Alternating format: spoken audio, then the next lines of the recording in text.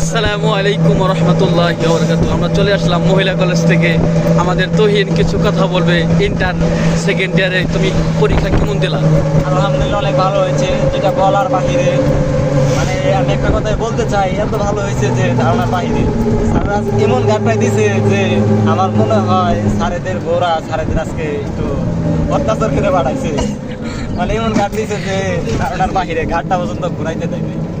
আর তুমি কিছু বলো। আমার পরীক্ষা মোটামুটি আলহামদুলিল্লাহ ভালো হয়েছে।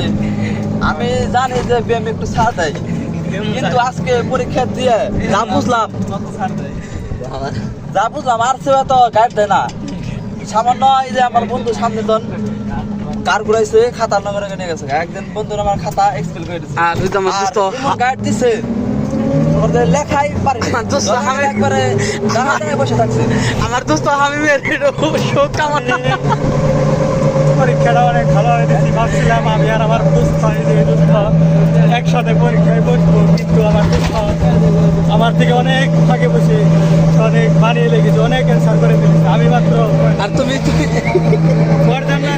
মানুষের জীবন ধ্বংস হয়ে গেছে। আজকে তন্নিকা একজনের জীবন হারাই গেছে। আমি আপনাদের এখন সত্যি কথা বলবো।